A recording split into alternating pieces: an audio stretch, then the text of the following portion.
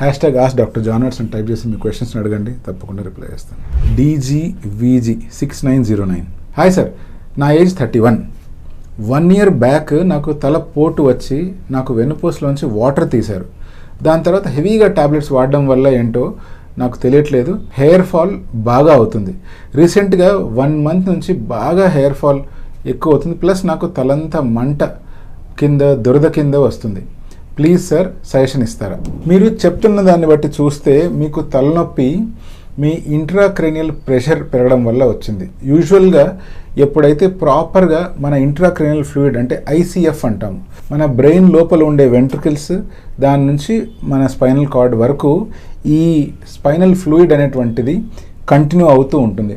ఇది ప్రాపర్గా డ్రైన్ అయిపోతూ ఉండాలి. ఎప్పుడైతే ఇలా డ్రైన్ అవ్వట్లేదో అటువంటి సిచ్యువేషన్లో ప్రత్యేకించి కొన్ని ఇన్స్ట్రుమెంట్స్ వాడి ఆ స్పైనల్ ఫ్లూయిడ్ని డ్రైన్ చేయవలసి వస్తుంది. అలా డ్రైన్ చేసిన తర్వాత తలపోటు కానీ తలనొప్పి కానీ తగ్గిపోతుంది. సాధారణంగా ఇటువంటి సిచ్యువేషన్ ఎప్పుడైతే ఎదురవుతుందో కొంచెం హై డోస్ మెడికేషన్ ఇవ్వవలసి వస్తుంది. ఇటువంటి హై డోస్ మెడికేషన్ వల్ల వచ్చే సైడ్ ఎఫెక్ట్లో ఒకటి ఏంటి అంటే హెయిర్ లాస్ అవ్వడం.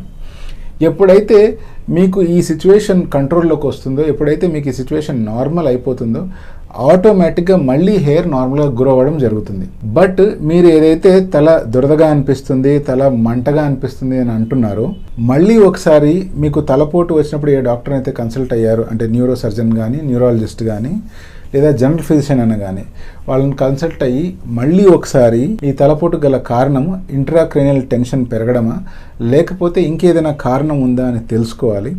తెలుసుకొని దానికి ప్రాపర్గా మెడికేషన్ వాడి దాన్ని ట్రీట్ చేసుకోవాలి. అదంతా బాగైన తర్వాత అప్పుడు హెయిర్ గురించి ఆలోచించాలి. అంతవరకు నా పర్సనల్ సజెషన్ ఏంటి అంటే మీరు హెయిర్ గురించి ఎటువంటి మెడికేషన్ వాడొద్దండి.